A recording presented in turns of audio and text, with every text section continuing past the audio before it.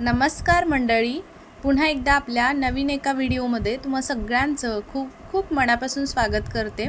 तर चला, आज मी तुम्हाला चपाती दाखवते। म्हणजे आज आपण चपातीपासून मस्त असा भन्नाट महागडा पदार्थ जो की मार्केटमध्ये भेटतो तोच आज आपण घरी बनवणार आहोत।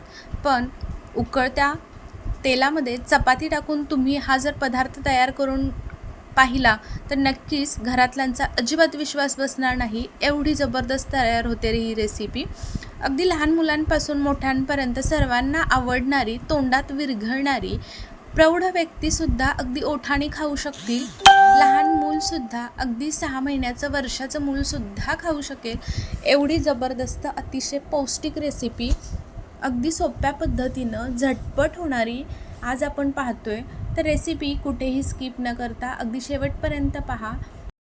तुम्ही सुद्धा चपातीपासून नेहमी चिवडा बनवून बोर झाला असाल तर ही रेसिपी संपूर्ण पहा। तर पहा, आज आपण सुरुवातीला कढई ठेवलेली आहे आणि कढईमध्ये तेल घालून घेतले। आता तेल छान कडकडीत गरम झालं की आपल्याला त्याच्यामध्ये 2 चपाती घालून घ्यायचे आहेत। आता चपातीसुद्धा आपल्याला अगदी कुरकुरीत करून घ्यायची आहे। कडकडीत गरम तेलामध्येच हाय फ्लेमवरतीच ही चपाती तळून घ्यायची आहे।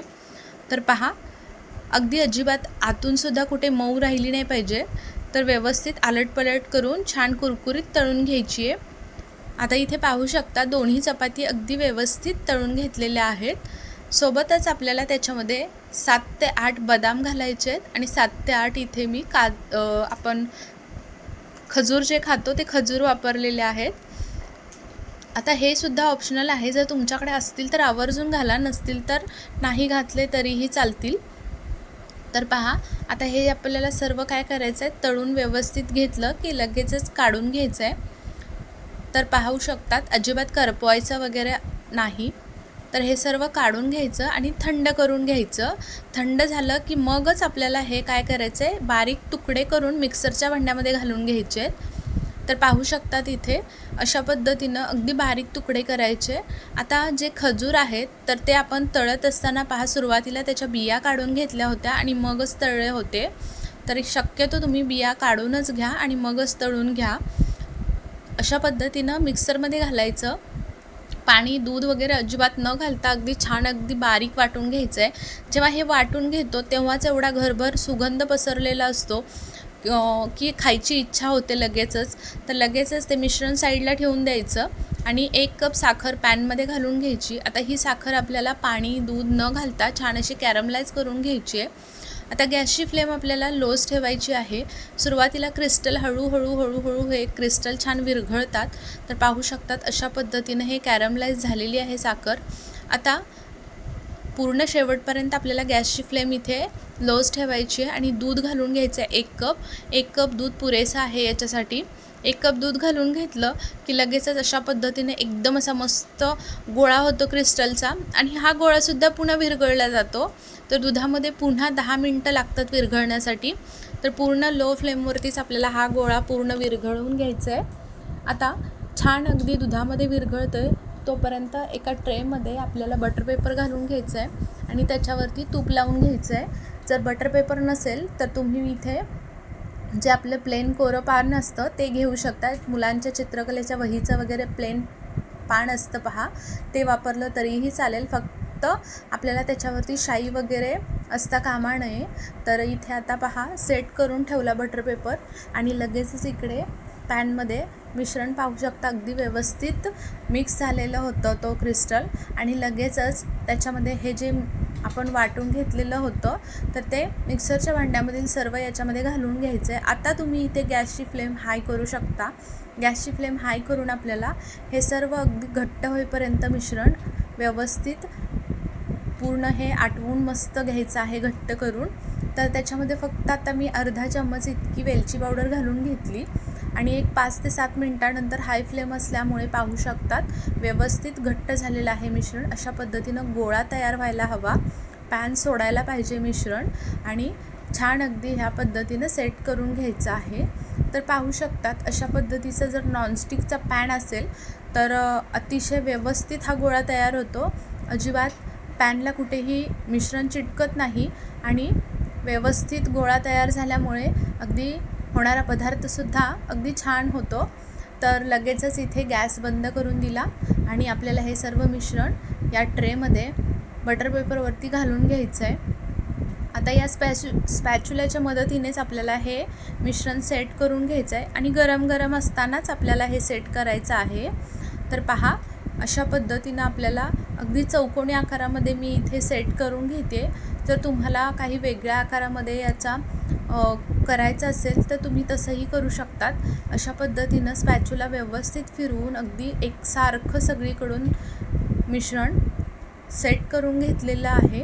आता आपल्याकडे जर काजू बदाम काही असतील तर ते तुम्ही इथे कट करून याच्यावरती घालू शकतात. तर इथे मी बदाम आणि काजू दोन्हीही कट करून साईडला ठेवलेले होते. तोपर्यंत मी इथे मिश्रण सेट करत होते. सुरुवातीलाच ही प्रोसेस करून घ्यायची. काजू बदाम असतील तर आपलं व्यवस्थित कट करून ठेवून घ्यायचे, जेणेकरून अगदी व्यवस्थित मिश्रण सेट झालं की लगेचच गरम गरम आहे तेव्हाच आपल्याला त्याच्यावरती ते घालून घ्यायचं आहे. तर पहा, अगदी व्यवस्थित छान अगदी तयार करून घेतलं आहे मिश्रण. तोपर्यंत मला तुम्ही सांगा, आपल्या चॅनलला तुम्ही सबस्क्राईब केलं की नाही? केलं असेल तर ठीक आहे, नसेल केलं तर पटकन करून घ्या. आणि व्हिडिओ इथपर्यंत थोडं जरी आवडला असेल तर व्हिडिओला एक लाईक आणि एक सबस्क्राईब करायला अजिबात विसरू नका. तर पाहू शकतात इथे अशा पद्धतीनं आपण जे ड्रायफ्रूट कट करून उभे लांब घेतले होते मी, ते घालून घेतले. दिसायलासुद्धा पहा किती छान दिसतं आहे ड्रायफ्रूट घातल्यानंतर. आता हे सुद्धा ऑप्शनलच आहे, पण असतील तर जरूर घाला. बऱ्याच वेळा आपण पाहुणे वगैरे येणार असतात आणि गोडाचं काहीतरी घरामध्ये नसतं, त्यावेळी हे झटपट होणारं तुम्ही बनवून ठेवू शकतात आणि खायलासुद्धा त्यांना कळणारसुद्धा नाही आहे चपातीपासून बनवलं. अगदी खव्या मव्याच्या चवीसारखं हे लागतं. लहान मुलांपासून मी सांगितलं सुरुवातीला सर्वजण खाऊ शकतात. तर पहा, सेट करून घ्यायचे. 1 तासासाठी आपल्याला रूम टेम्परेचरवरती सेट करून घ्यायचे. 1 तासामध्ये अतिशय व्यवस्थित सेट होते. तर अगदी जवळूनसुद्धा दाखवते, पाहू शकता. काही सुरेख कलरसुद्धा आला आहे कॅरमलाइज करून घेतल्यामुळे आपण. आणि शिवाय चपाती तळून घेतलेली आहे, त्याच्यामुळे जो घरभर सुगंध पसरला होता तो काही सांगू शकत नाही. एवढा सुरेख वास येत होता. आणि शिवाय बर्फीसुद्धा अतिशय व्यवस्थित मस्त अगदी सेट झालेली आहे. आता कट करत असताना इथे चौकोनी आकारामध्ये मी कट करून घेते. पिझ्झा कटर वापरते. जर तुम्ही इथे सुरी वापरली तर बऱ्यापैकी मिश्रण सुरीला चिटकू शकतं आणि जी आपण वडी तयार करणार आहोत तीसुद्धा काढताना तुटू शकते. म्हणून शक्यतो पिझ्झा कटर वापरलं की अतिशय व्यवस्थित वड्या कट होतात, अजिबात तुटत वगैरे नाहीत. आणि मिश्रणसुद्धा इथे पाहू शकता अजिबात कटरलासुद्धा लागलेलं नाही. तर अशा पद्धतीने मी चौकोनी तयार करून घेतलेल्या आहेत. तर तुम्हाला जर इथे डायमंड आकारामध्ये वगैरे करायच्या असतील काजू कतलीच्या तर तुम्ही तशासुद्धा करू शकता. आता इथे मी तुम्हाला काढूनसुद्धा दाखवते. पहा किती छान अगदी चकाकीसुद्धा आली आहे आणि दिसायलासुद्धा किती सुरेख दिसते. अगदी खव्या माव्याच्या चवीसारखी ही होणारी तयार बर्फी झटपट तयार होते आणि खायलासुद्धा तितकीच पौष्टिक आणि भन्नाट चवीची लागते. तर पाहू शकता इथे आता मी काढून घेतलेलं आहे 3-1 बर्फी. वरतूनसुद्धा ड्रायफ्रूट आपण जे लावलेत की नाही त्याच्यामुळे काय सुरेख दिसतात पहा. तर आता मी एक तोडूनसुद्धा तुम्हाला दाखवते.